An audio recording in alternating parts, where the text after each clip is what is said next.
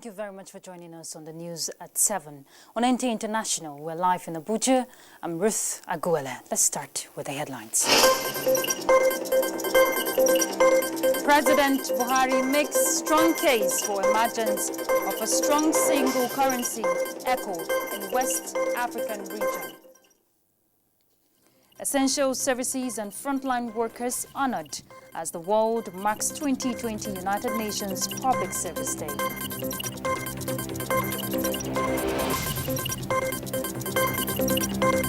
And Saudi Arabia reduces the number of Hajj pilgrims due to COVID-19 concerns.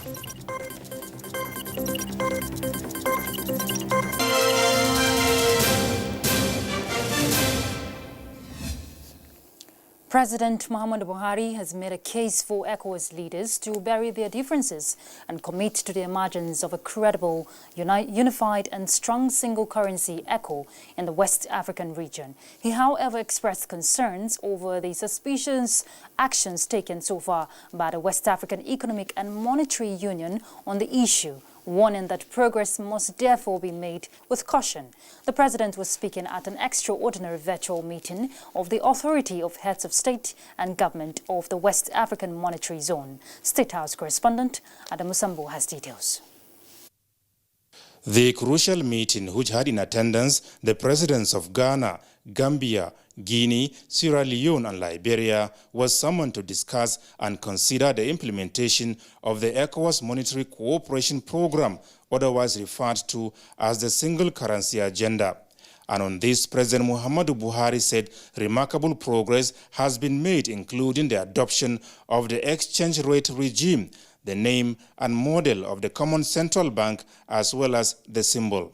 He, however, expressed uneasy feeling that Francophone countries under the auspices of the West African Economic and Monetary Union now wish to take up the ECO in replacement for CFA franc ahead of the rest of member states. He noted that already French ministers have approved a bill to reform the CFA franc, and most, if not all, the French-speaking countries of the ECOWAS have passed legislations to that effect in their parliaments. It is a matter of concern that a people with whom we wish to go into a union are taking these major steps without trusting us for discussion. We cannot ridicule ourselves by entering a union to disintegrate potentially no sooner than we enter into it. We need to be clear and unequivocal about our position regarding this process. We must also communicate same to the outside world effectively. While restating the commitment of Nigeria and indeed Nigerians to the ECOWAS single currency, the president, however, made a case for the recommendations made by the Convergence Council to be critically considered so as to take a common position. He said the English-speaking West African Monetary Zone must be safeguarded from the pitfalls of a questionable union. President Buhari insists that steps must also be taken towards the evolution of a monetary union with the right fundamentals that will guarantee credibility, sustainability, as well as the overall regional prosperity and sovereignty. We have all staked so much in this project to leave things to mere expediencies and convenience. We must proceed with caution and comply with agreed process of reaching our collective goal while treating each other with uttermost respect. Without these, our ambitions for a strategic monetary union as an ECOWAS bloc would be very well in serious jeopardy. The extraordinary summit was summoned at short notice despite the preoccupation of all countries with the overwhelming impact of COVID-19 on health and economies. From the State House, Adamu Sambu, NTA News. And to other matters arising, the Ghanaian Ministry of Foreign Affairs and Regional Integration says it has begun investigations into the alleged breach of the premises of Nigeria High Commission in Accra and the demolition of its property on the construction on the 19th of June 2020 to unravel the facts of the matter and bring the perpetrators to book. In a statement, the Commission viewed the development with grave concern as it is in breach of the 1961 Vienna Convention on Diplomatic Relations. It assures that also security has been beefed up at the said facility and the situation brought under control. The ministry wishes to reassure the diplomatic community in Ghana and the Nigeria High Commission in particular that Ghana remains a law-abiding country that upholds the principle of the rule of law. It says it will not relent on its primary obligation to guarantee the safety of members of the diplomatic corps in Ghana. And talking education now, the Minister of State for Education, Chukwuemeka Nwajuba, says at the moment the coast is not clear for the resumption of schools as the ministry will continue with engagement to that effect. The minister was speaking at an interactive session between the ministry and the Senate Committee on Basic and Secondary Education, which called for resumption of schools. Ignatius Nkwo reported on this and other committee meetings. For more than 4 months now, schools across the country have been on lockdown, academic calendars disrupted due to a COVID-19 pandemic. Worried over the possible effects of these on the education sector, the Senate Committee on Basic and Secondary Education met with the Minister and Management of the Ministry of Education and the Executive Secretary of the Universal Basic Education. The committee called for reopening of schools with safety measures in place. The information available to us, it shows us clearly that children are asymptomatic carriers of this and can probably kill out almost all their grandparents just from attending school. If we sit down and plan properly, maybe not all the population will move at the same time. We can say this number in the morning, this number in the afternoon, this number, something. We have to be innovative. Legislative engagements with the executive continued with the Senate Committee on Power demanding to know from the marketing department of the Transmission Company of Nigeria the cause of market failure in the power sector. Market operator, you tell us why the market has not been functioning and whether you're taking any measures to address that. The activation of PG by DISCOs was regarded as the pivot upon which the market growth sustainability would rely. Unfortunately, the DISCOs failed to comply with, and MPED could not enforce it. This is the genesis of Nigerian electricity market failure. At another meeting room, the Senate Committee on Public Accounts scrutinized the amount of money Federal Ministry of Water Resources expended on some ongoing projects, especially the Adada Dam in Enugu and Ibusa Earth Dam in Delta States. Because the minister wants to complete every project that he decided to work on because of the benefit to the communities. Because you can, even if you deliver the dam, you can't say the project is completed if the people are not getting water to drink. The public hearing was in response of the Senate to the 2015 audit report of the Auditor General of the Federation. From the National Assembly, Ignatius Nkwo, NTA News. Celebrating the 2020 United Nations Public Service Day, essential workers and others on the front line are being celebrated. Let's get details with Adebola Brookslyn Sunday. In December 2002, the United Nations General Assembly adopted and designated 23rd June every year as Public Service Day, owing to their remarkable act of service to humankind in the midst of the outbreak of COVID-19, which has affected more than 180 countries, infected millions, and killed hundreds of thousands of people. These set of workers are being celebrated. The United Nations says the entire world is deeply indebted to these essential workers. It's time for a coordinated global, regional, and national effort to create decent work for all as the foundation of a green, inclusive, and resilient recovery. Ilegogo Anthony is the Deputy Director of Chemical Pathology, National Hospital, Abuja. He is one of the many essential workers on the front line to save humanity from the clutches of the unseen enemy, coronavirus. Some of our colleagues have been infected. So are we going to say because somebody has been infected, I'm going to run away? We encourage them, we support them. But those of us that still in the battlefront, we have to do what it takes. And thank government for considering to pay the allowances, special allowances for the frontline medical officers and other team that are taking care of the COVID-19 patients.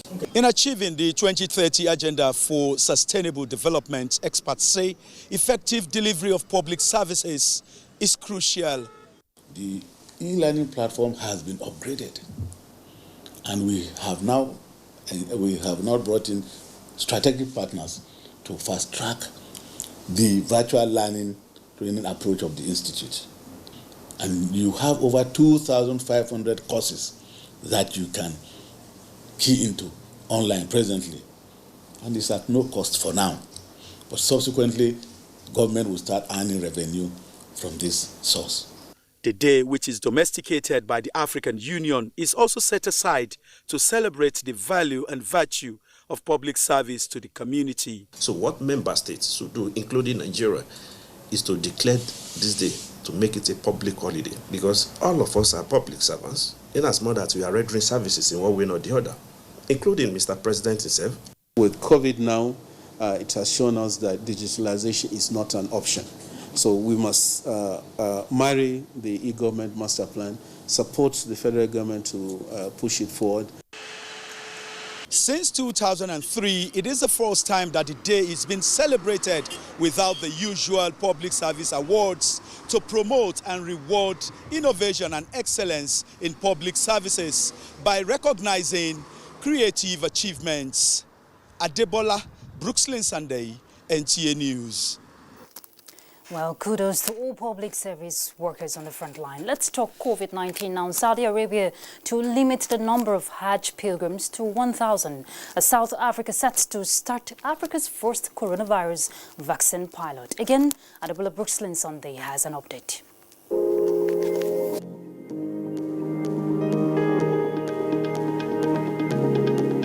Some Muslims have expressed disappointment at Saudi Arabia's decision to scale back this year's Hajj pilgrimage. However, many accepted it was necessary as the kingdom battles a major coronavirus outbreak. Riyadh said the Hajj would be very limited, with only pilgrims already in the country allowed to perform the rituals, marking the first time in modern Saudi history that foreign visitors have been barred. And South Africa is set to roll out the continent's first coronavirus vaccine trial. The vaccine, developed by the Oxford Jenner Institute, is already being evaluated in the United Kingdom, where 4,000 participants have signed up for the trial. As at about 7 p.m. local time, 9,255,627 persons have been infected with coronavirus globally. From this figure, 475,896 people have died, while 4,986,500 have recovered, as published on the COVID-19 dashboard of Worldometer. The Africa Center for Disease Control has put the total number of COVID-19 cases in the continent at 316,079. 8,339 deaths and 150,377 recoveries. The Nigeria Center for Disease Control says 20,919 persons have been infected with coronavirus in the country. So far, 7,109 persons have recovered, while 525 fatalities have been recorded.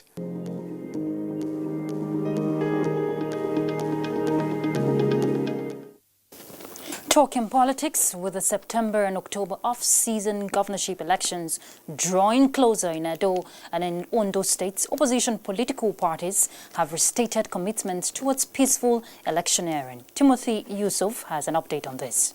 From the major opposition political party, the PDP, the National Secretariat has been a beehive of activities, with aspirants coming to either pick up expression of interest and nomination forms, or submitting same.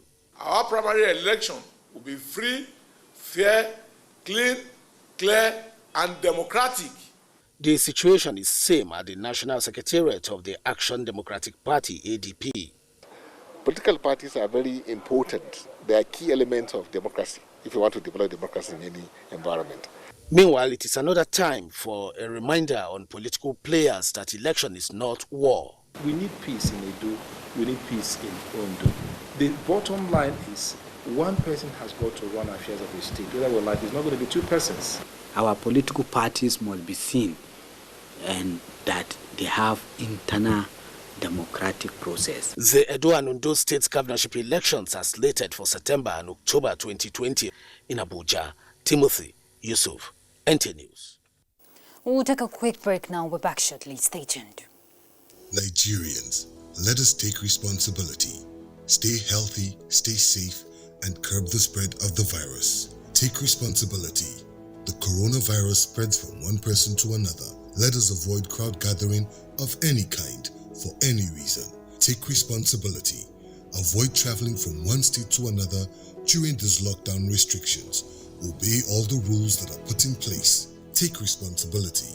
Stop spreading fake news and unverified reports about the coronavirus. There is no known cure for COVID-19. Take responsibility. Observe all the measures that can help stop the spread of the virus. Together, we can do this, but only if we take responsibility.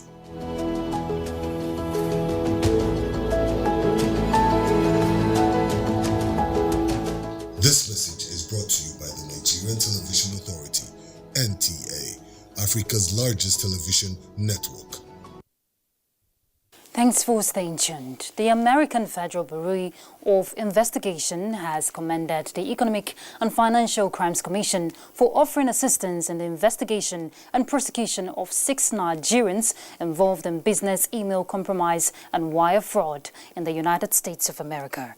United States Attorney Joe Kelly and Special FBI Agent Christy Johnson, in a release made available to the EFCC, commended the Commission for its past and continued assistance in pursuing those that engage in business email compromise and other fraud schemes. The 6 Nigerians indicted by the FBI are accused of violations of federal laws. The FBI described the EFCC as one of its foreign colleagues abroad and expressed appreciation for its commitment to working together.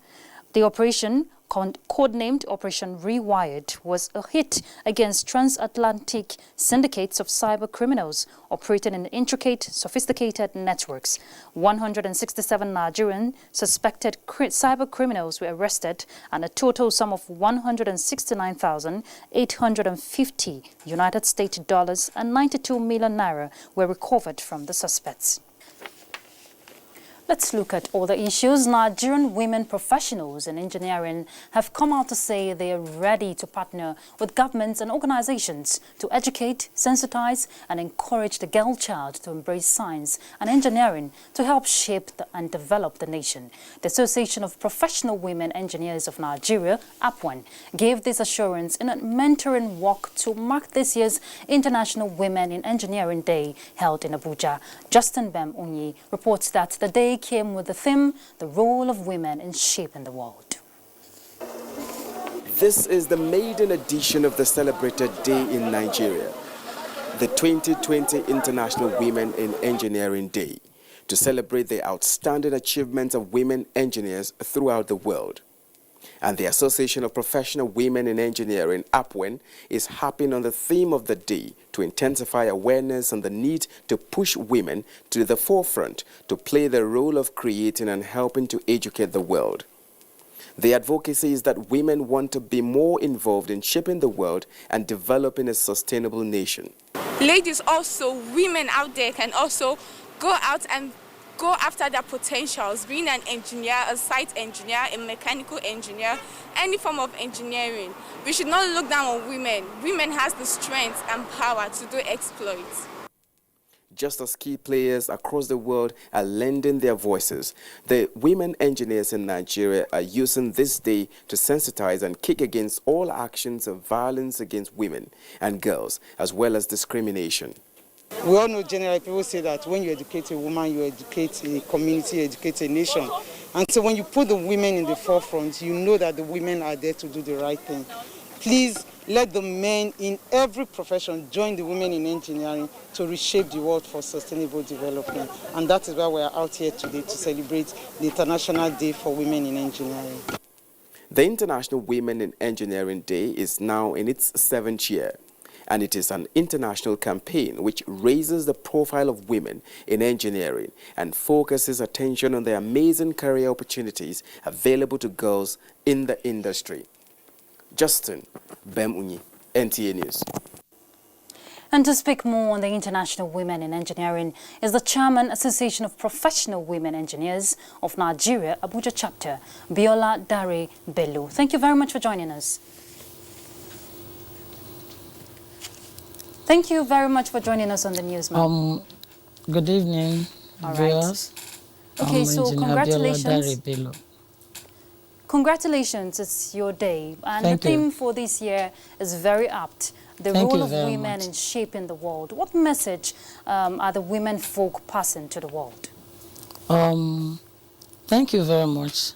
We're out to pass the message to the world that the women are good and we can do the work if we're given the chance. And from the theme that the role of women in shaping the world, marking today's International Women in Engineering Day 2020, today 23rd of June, we were there to show the world that we're capable if we're given the chance. And at the same time, if we are included in decision making, if we are included in participation and supporting the government, we can do it better.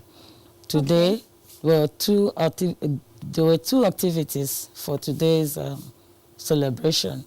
The first one is the mentoring work that we had, and the second section was the technical section, the webinar, that's the word, and that's the web interaction. All right. And from what you're saying, sorry to hold your thoughts there, from what you're saying, participation of women is very critical. But engineering now, not just in Nigeria alone, is assumed to be a male-dominated profession. Why are women not that visible in the profession, compared to other disciplines? Yes. It's not just today that we have seen that, and it has been happening. Even you can look at it from the forefathers, that you have a girl child in the house and you have a male child. For any reason, those days, women, early marriage, you allow the girl child for domestic work, preparing her for marriage, and while the male, you send them to the farm. During the time of education, as the lead came in, then you prefer to push the males to the school, not knowing that women too have potentials and becoming something. And at the same time, in the recent times, when you get to the market that you want to buy something for your kids, you get the girl child, kind of doll with hair or something to be pampering, while the other one, the male child, you prefer to give them something to dismantle. You prefer to give them something that is charging the brain, that they can easily dismantle, bring them back. You give them your phones to work on. And at the same time, those things, you are preparing them. And neither did the parents know that time that they were preparing the kids to bring out the potentials in them. Okay. So it is more better for you to allow your girl to display an intelligence in the house, and at the same time, you allow them to come in and let them show you that they can do when you give them the chance. Okay, from what you're saying, of course, a lot of women have broken barriers, and proven themselves. But how can the girl child be encouraged to embrace science and engineering to help develop the nation, looking at the theme for this year? During our mentoring work today, it shows that we were out to show the children at home and to show the parents that engineering is also for girls. You allow them to work, you allow them to go to school. That is why we decided to have the handbills that tell us more about what we're doing. We give to the parents on the road. Majority of them collected. We ask them to give the children in the house, at home, and the mothers too. All of them will see that engineering is also for girls. If you allow a girl to go to school, they will do better. Some even do better than their male counterparts. And you say no to rape. You don't allow your child to be molested, so that one will not give her the break. Then, and we say no also to child abuse. Right. You don't allow your child to walk around. Okay. If you should do something for your child, do it with your own sweat. If you allow your child to walk around, it is it's possibility of anybody harassing them, and they may not be able to talk. You see them, they are timid because they are afraid of what will come out. We say no to all the acts against the women violence, All right, thank you very much, Biola Dari Bello. Thank you very much for your contribution on the news. Of course, we should support the girl child. There's so much change they can bring to the world. Let's look at security matters. Chief of Air Staff Air Marshal Sadiq Baba Abubakar says operatives of the Nigerian Air Force under Operation Wutandaji neutralized 10 bandit camps in Katsina within 3 days of air operations. The Chief of Air Staff, who was in Katsina on assessment of the ongoing operations, also inspected the construction of taxiway apron, hangar and aircraft shelter located at Umaru Musa Yaradua International Airport, Katsina. Shehu Adamu reports. The renewed commitment of the federal government to fighting insecurity in the country, particularly the resurgence of armed banditry in the northwest, is yielding positive results, with operatives of the Nigerian Air Force under Operation Wutandaji neutralized bandit locations in Katsina. The Nigerian Air Force is intensifying air strike on the location of the bandits. As Chief of the Air Staff, Air Marshal Sadiq Abubakar said, all the required armament have been provided to neutralize the bandits and their locations. I'm very satisfied with what we have done so far. We have flown over close to 100 hours in the last 3 days, and so many locations have been identified. 10 camps have been cleared in the last 3 days, and we're going to continue to make sure that we make it extremely difficult for these bandits to come and threaten our communities. While expressing gratitude to the support and cooperation of the governments and people of Katsina, Sokoto, Zamfara, Niger and Kaduna states, the Chief of the Air Staff appealed for patience, saying Nigerian Air Force in synergy with other security operatives are doing everything possible to end banditry in the country. The Chief of the Air Staff, Air Marshal Sadiq Abubakar, who briefed operatives of the Operation Wutandaji, said the ongoing construction of taxiway, apron, hangar and aircraft shelter is aimed at protecting the aircraft, armament and personnel from the harsh weather. Before the arrival of the Chief of the Air Staff to Katsina, 5 aircrafts including Alpha Jet, Mi-171E helicopter with backdoor gunner, Nigerian Air Force surveillance aircraft, and Mi-35P helicopter gunship departed for a mission to the front line. In Katsina, Shehu Adamu, NTA News. President Muhammadu Buhari commiserates with former Minister of Education, Mrs. Obiageli Ezekwesili, and her entire family over the passing of her mom, Mrs. Cecilia Nwanyaka Ujubuonu. In a statement signed by Special Advisor to the President, Media and Publicity, the President urges Ezekwesili, her family and all associates of the late mom to find strength in the good works of Mrs. Ujubuonu, whose testimony of reverence for God and service to humanity continues to resonate. President Buhari condoles with the grandchildren of the late businesswoman and members of the Redeemed Christian Church of God, knowing they will particularly miss her counsel and guidance, garnered from years of working hard to raise a disciplined and focused family. On that note, we're done with the news. Thanks for your time. Ruth Aguale. Bye.